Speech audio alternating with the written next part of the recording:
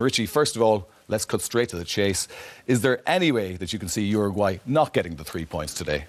I think if you were to assess both teams based on what we saw on the opening night, I think Uruguay, much like England actually, left it late to win. There were some good and bad aspects of their performance. They look for improvements, and they should have scored more than they did. But Saudi Arabia, if they were to go from the level of performance they gave in the opening day to winning here today, it would be one of the most remarkable recoveries or improvements I've ever seen in any sport anywhere.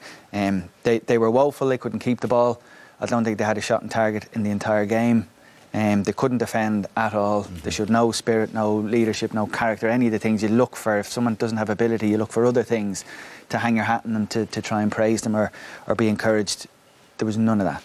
And Kevin, because they have to finish the group out against Russia, they won't want to leave anything to chance. They'll want to get the job done today, won't they? Yeah, you know, Uruguay weren't great on Friday. I did the game here, and they never got going, they never got in a rhythm. They still won, they still got 3 points, and they could have won 4 or 5-0 if they took the chances they had got. They'd have won the game easily.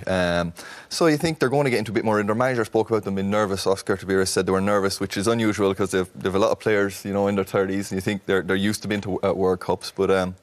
You think to get in a rhythm tonight, and they're used to get the first game out of the way. They got the 3 points. They'll be settled down tonight, and you can't see anyone winning it but Uruguay. No, I know, Eamon, there were some aspects of the Saudi play, particularly in the first 15 or 20 minutes, that were admirable. But surely it's a step too far for them today against Uruguay. Yeah, you would think so. Uruguay, they have, as Kevin said, a lot of experience in the side, but they've never been prolific goal scorers, despite the fact that Cavani, top scorer in France. And Suarez is a prolific scorer for Barcelona. But their problem is in midfield, the fluency. They bring in Christian Rodriguez today, who's 32, good left foot, and a bit more creative as a player. But I don't expect them to... They wouldn't go on a goal spree. It's not their way. Godin and Jimenez, the two centre defenders, very experienced, play for Atletico Madrid.